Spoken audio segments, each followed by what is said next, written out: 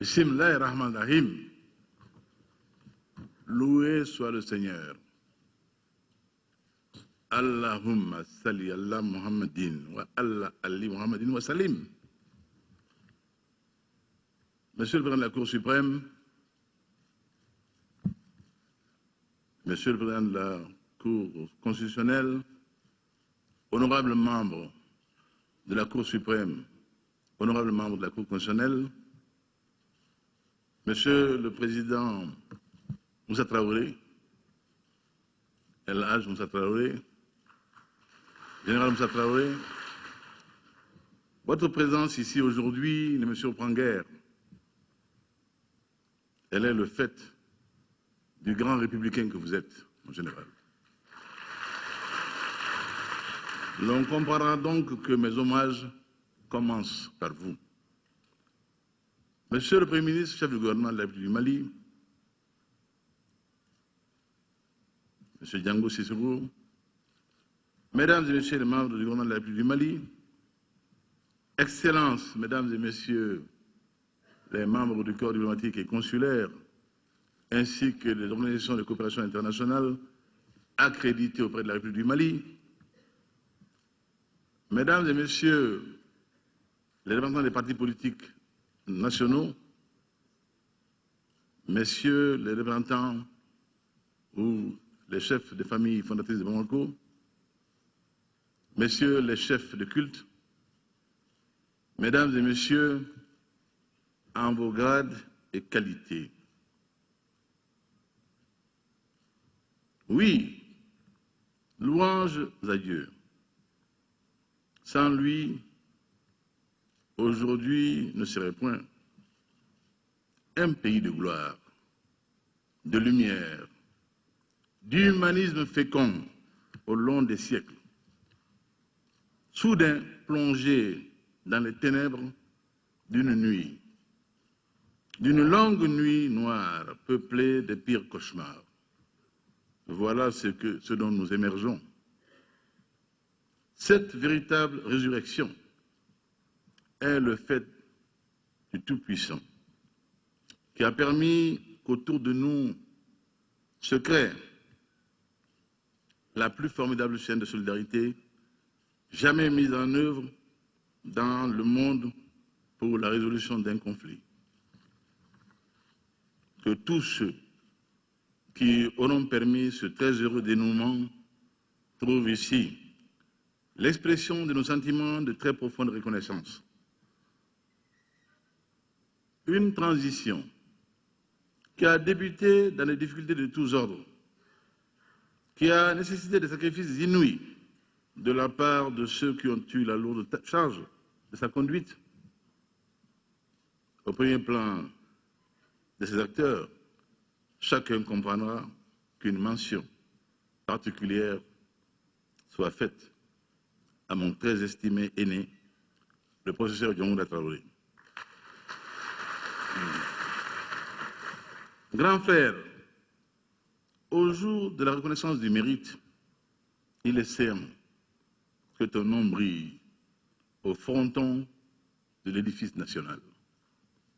Ton calme olympien, légendaire, ta grande sérénité dans la tempête, ton éternel et inébranlable optimisme auront permis de franchir bien des handicaps.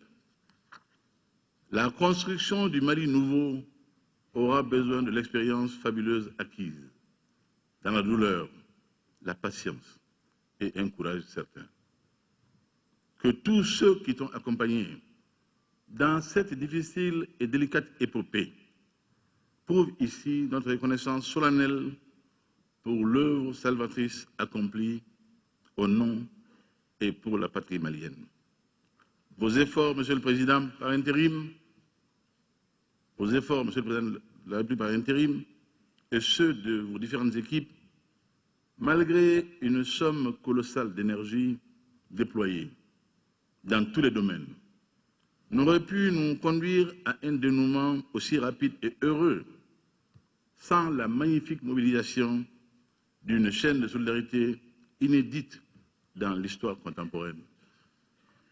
Rendons à César l'hommage dû par Rome, notre organisation régionale, la Communauté économique des États d'Afrique de l'Ouest, CEDEAO, a très promptement pris la mesure des enjeux et mis en marche l'ensemble de tous les processus qui aboutira au dénouement heureux qui s'est traduit aujourd'hui par cette cérémonie de prestation de serment du nouveau président de la République en ma personne, mettant ainsi fin à une transition dont nul n'aurait pu prévoir le terme il y a seulement un an. La suite est désormais connue, elle est dans les annales. Comme toujours, il n'y a pas de crime parfait. Dans notre tragédie, l'élément déclencheur de l'épilogue aura été la fatale attaque de Kona par des criminels convaincus d'avoir désormais dompté le temps en leur faveur. Hélas, 3 fois hélas pour eux, les rafales de François Hollande, fendant, hélas, 3 fois hélas pour eux, les rafales de François Hollande, fendant le ciel depuis la lointaine base de Saint-Dizier et les mirages de Mille venant de N'Djamena, dans un souffle désormais épique, ont balayé les prétentions saugrenues de ceux qui croyaient avoir eu raison du pays de gloire de Sundiata, de Tcheba, de Babemba, des Assia, de Firoun, oui, de Koumi Diossé et d'Ambodejo. Bientôt, les forces françaises et maliennes auront à leur côté nos frères des pays de la CEDEAO. Et très rapidement, les héroïques forces armées tchadiennes qui ont depuis écrit une nouvelle page de gloire sur les collines de Tegargar.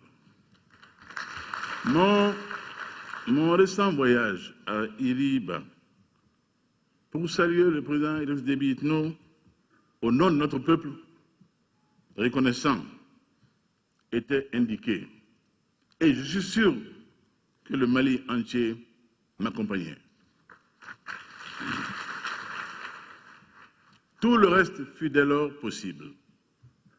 Jusque-y compris l'incroyable. La possibilité désormais, le pays territorialement libéré, d'organisation d'élections présidentielles dans des conditions fiables et viables, de manière apaisée, transparente et crédible. L'incrédulité se nourrissant comme toujours dans les mêmes auges de l'éternel pessimisme quant à notre capacité d'organisation et de méthode, faillit avoir raison de l'engagement d'un nombre important au dedans comme au dehors. Là encore, Monsieur le Président par intérim, votre sens de l'honneur et du devoir a eu raison de tous les scepticismes. Monsieur le Président par intérim, l'élection présidentielle du Mali dont nous célébrons ici aujourd'hui l'aboutissement heureux, très heureux, aura convaincu le monde entier de la grande maturité de notre peuple qui a retrouvé le chemin des urnes, dès lors que ce chemin lui a semblé désormais débarrassé des embûches, des malices, des tripatouillages et autres combinaisons, voire spoliation et mépris total de ses vrais choix. Le résultat, avec l'apothéose qu'a été la visite à ma résidence de mon concurrent de la finale, M. Soumaïla Cissé.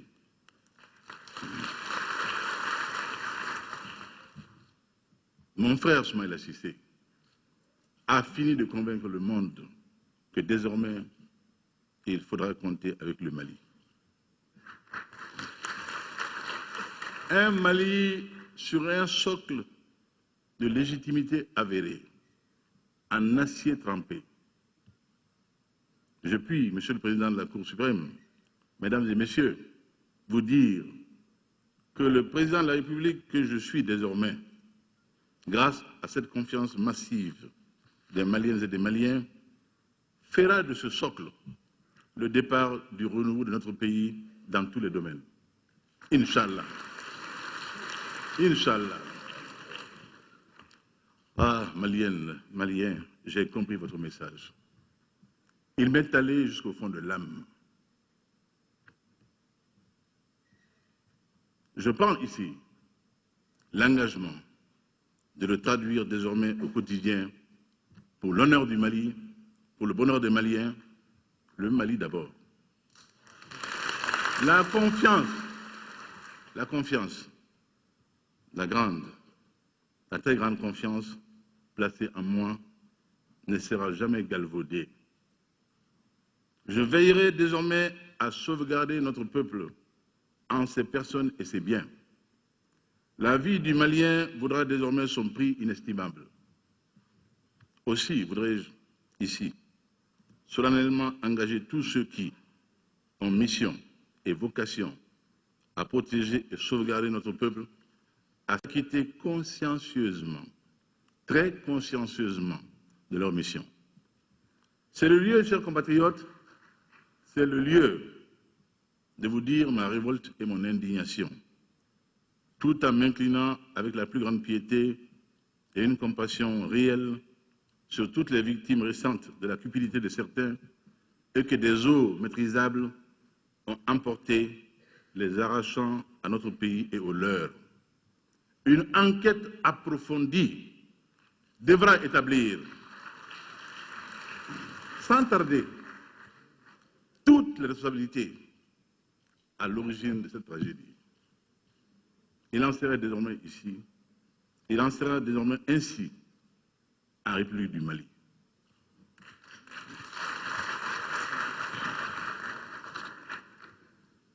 Cela pour vous dire que pas un instant, je n'oublierai que vous m'avez hissé là où vous m'avez placé pour prendre soin de tous les aspects de la vie de notre nation.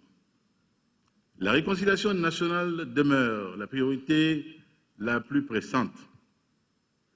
Dès demain, nous enclencherons les actions appropriées pour forger les solutions robustes en vue d'une paix durable afin que nous sortions définitivement de la répétition cyclique des crises dans le nord de notre pays. Je veux réconcilier les cœurs et les esprits, rétablir une vraie fraternité entre nous, afin que chacun, dans sa différence, puisse jouer harmonieusement sa partition dans la symphonie nationale. Je veux rassembler toutes les composantes et toutes les générations de la société malienne, mobiliser les talents et les efforts en vue de l'avènement d'une société nouvelle basée sur l'excellence. Oh, je vous ai compris, monsieur le procureur général. Vos réquisitions qualifiées de brillantes par le président de la Cour étaient d'une qualité qui augure de cette excellence que je recherche et dont je parle. Je veux rassembler les Maliennes et les Maliens pour que triomphe la justice et l'équité, sans lesquelles il n'est pas d'avenir viable pour une nation. À cet effet, en tant que président de la République, je m'attellerai sans relâche à restaurer l'autorité de l'État. Nul n'est et ne sera au-dessus de la loi. Elle s'appliquera de manière égale à tous. Je mettrai fin à l'impunité, aux passe-droits qui sont à l'origine du dévoiement des institutions judiciaires et étatiques. La restauration de l'autorité de l'État se conjuguera avec une lutte sans répit contre la corruption qui inhibe notre capacité à sortir du sous-développement économique et social. En tant que président de la République, je veillerai à la bonne gestion des deniers publics. Je mettrai en place les mécanismes appropriés pour assurer la transparence et l'efficacité de la dépense publique. Nul ne pourra s'enrichir de manière illicite sur le dos du peuple malien.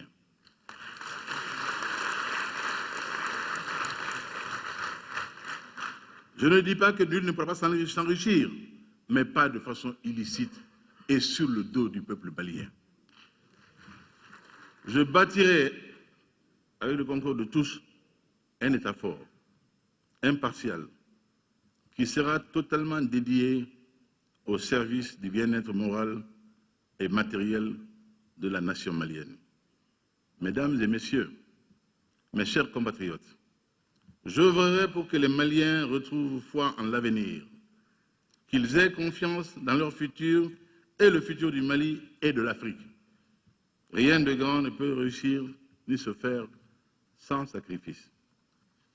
Il faut accepter de tendre la main à l'autre afin de bâtir ensemble un Mali nouveau qui sera en mesure d'apporter une contribution significative à l'unification de l'Afrique au cours de ces siècles.